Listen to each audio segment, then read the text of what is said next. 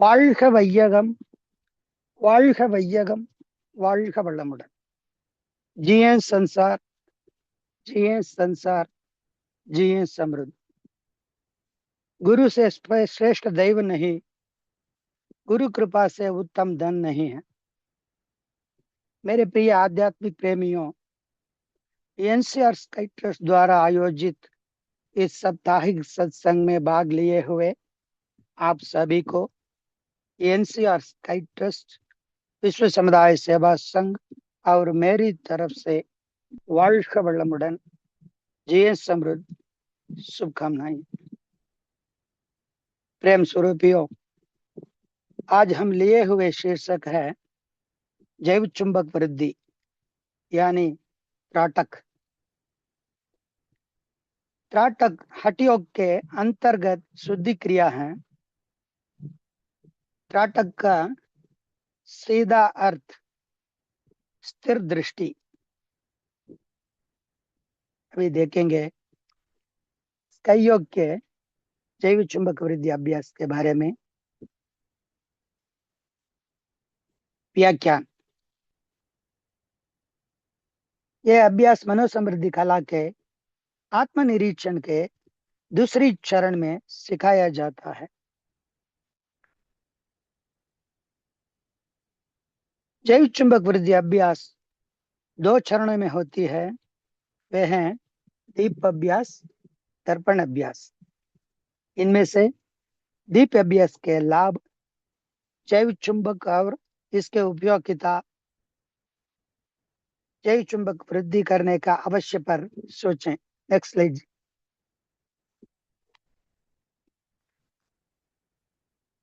अवश्य पर देखें. हम रहते इस ब्रह्मांड आकाश, वायु, अग्नि, जल और पृथ्वी से बना हुआ है. इसमें से प्रथम तत्व आकाश का स्वघुमाव के कारण उत्पाद्य लहर है चुंबकत्व. ब्रह्मांड पूर्णतः आकाश कणों से भरा हुआ है. यह आकाश कणों का सम्मिलन है. Next slide. जीवों के शरीर में आकाश कण प्राण शक्ति के रूप में संचालित रहता है और तरंग फैलाता है. इसे जैव चुंबक कहते हैं.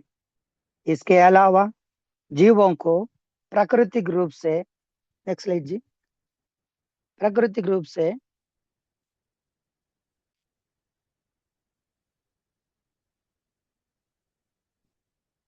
Next another slide, next one. इसके अलावा जीवों को प्राकृतिक रूप से भोजन, पानी, हवा, ग्रहों का संचलन और पृथ्वी के परमाणु संलयन और विखंडन से चुंबकीय ऊर्जा मिलती है. जैव चुंबक ही शरीर और मन की क्रिया शक्ति है. इसकी तीव्रता को बनाए रखना बहुत महत्वपूर्ण है. जैव चुंबक वृद्धि अभ्यास द्वारा एक संभव है मानव के लिए. नेक्स्ट स्लाइड जी. जैव चुंबक वृद्धि अभ्यास का महत्व. दीप अभ्यास करने का काल और उसका महत्व विस्तार से देखेंगे. चुंबक माने आकर्षक और प्रतिकारक तरंग, जो है विश्व के सभी घटनाएं पंचीकृत कर रखता है. ऐसा करोड़ों आवृत्तियां पंचीकृत है प्रपंच में.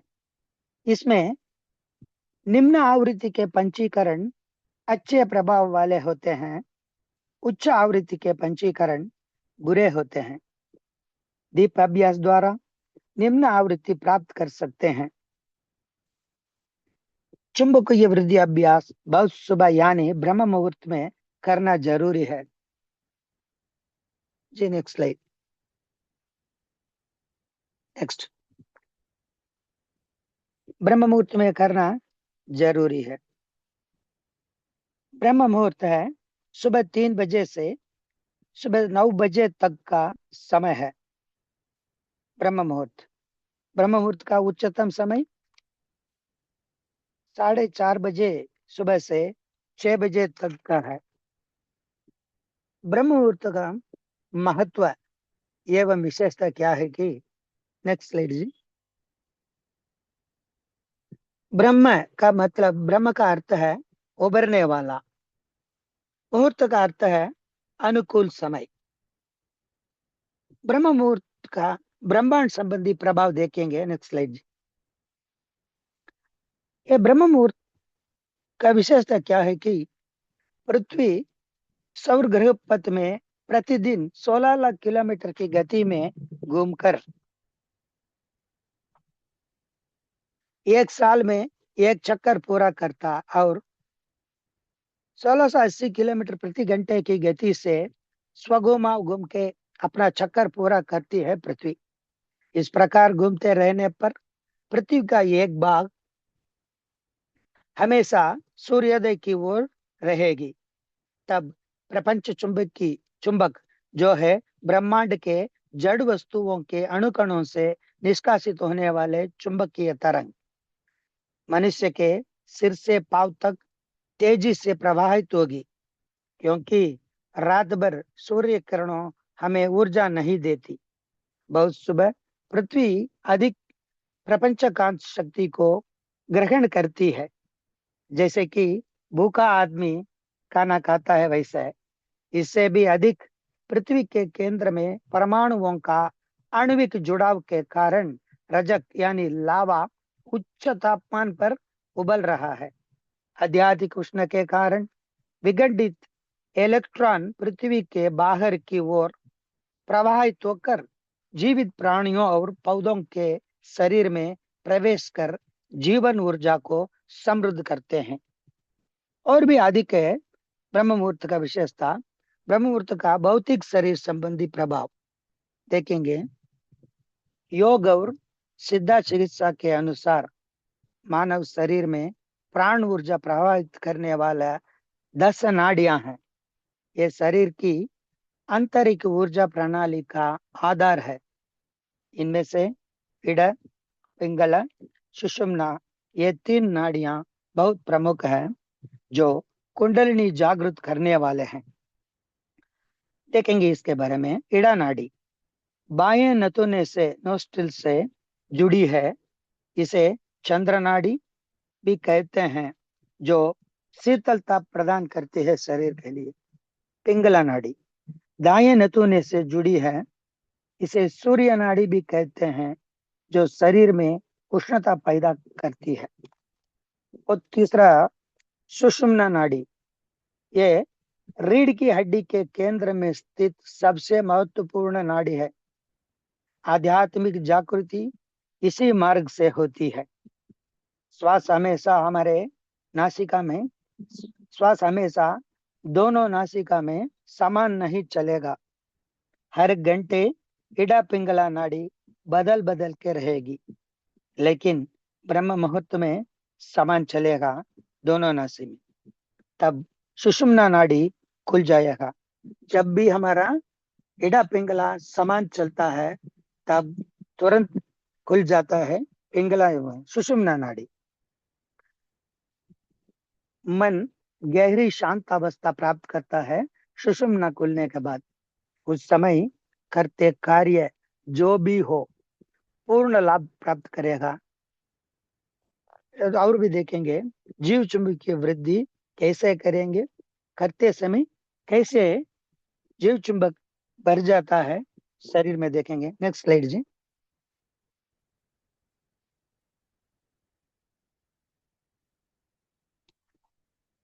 जैव चुंबक वृद्धि। जैव चुंबकीय शक्ति एक अत्यधिक प्रवेश योग्य अनुमेय शक्तिशाली तरल पदार्थ है। महर्षि का कहना है highly penetrable permeable mighty fluid, जो विश्व के हर घटना एवं पंचीकृत कर रखा है। दिन के समय कई कार्य करते हैं, सोचते हैं, शोर उठाते हैं। ये सब प्रपंच चुंबक को प्रदूषण करता, यानी उच्च आवृत्ति में पंजीकरण होता। रात के समय निशब्द के कारण प्रपंच चुंबक स्पष्ट धारा की तरफ रहेगा। और सिद्ध पुरुषों के आवृत्ति भरपूर रहेगा। जैव चुंबक हमेशा पंचेंद्रिय द्वारा निष्कासित होकर महसूस और मन के रूप में काम करता है। दीप अभ्यास में हम दीप का ज्वाला को देखते तब आंखों द्वारा निष्कासित जैव चुंबक ज्वाला के रूप लेकर नष्ट हो जाता है। उसे समान करने के लिए प्रपंच चुंबक शरीर में भर जाएगा। एक उदाहरण के रूप में देखेंगे, यदि भरी हुई टंकी से एक बाल्टी पानी लेते हैं तो बाल्टी के आकार के अनुसार पानी हट जाती है। जब हम बाल्टी पानी से हटाएंगे तो पानी अपने आप भर जाएगा। वैसा आंखों द्वारा नष्ट होते जैव चुंबक अपने आप शरीर में भर जाती है, क्योंकि ये highly penetrable permeable mighty fluid, इसके कारण ऐसा होता है। जब हमारा जैव चुंबक कम हो जाता, एक स्वाभाविक है कि शरीर प्रपंच कांत को आकर्षित करेगा, तो फिर हमें जैव चुंबक वृद्धि अभ्यास करने का आवश्यक क्या है कि ब्रह्म मुहूर्त में अभ्यास करके पूरे दिन अपनी शरीर की कोशिकाओं के को कम आवृत्ति के चुंबकत्व को आकर्षित करने का अभ्यास कराते हैं। ये इसका ब्रह्म मुहूर्त में करने का अवश्य और महत्व। शुरुआत में 15 दिनों तक लगातार अभ्यास करना पड़ेगा। नेक्स्ट स्लाइड जी।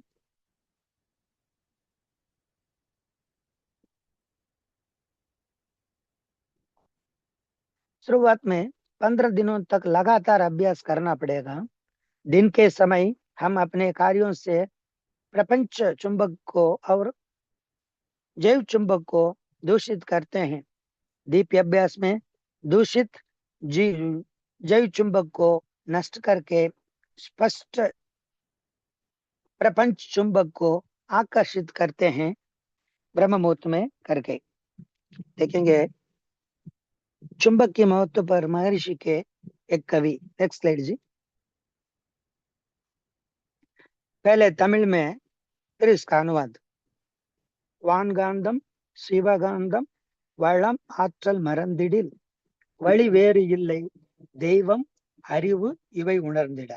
अर्थात प्रपंच चुंबक जैव चुंबक की समृद्धि और शक्ति भूले तो दैव और चेतना के बोध का विकल्प मार्ग नहीं है। There is no way to understand the consciousness and the God. चुंबक कई जादुई प्रभाव डालता है। यह जीवन के अच्छा या बुरा अनुभव होता है। शारीरिक शक्ति भी होती है। ये चुंबकीय तरंगों फैलाने नेक्स्ट लीजिए चुंबकीय तरंगों फैलाने और मोड़ने का काम करता है। चुंबकीय तरंग का काम जो है फैलाना और मोड़ना। फैलाते समय इसका एहसासीय प्रभाव नहीं है, जबकि मुड़ते समय एक पंचेंद्रिय द्वारा एहसास में परिवर्तित हो जाता है। शरीर में निम्न आवृत्ति की चुंबकीय शक्ति की गाढ़ापन हमें भावुक नहीं होने देंगे।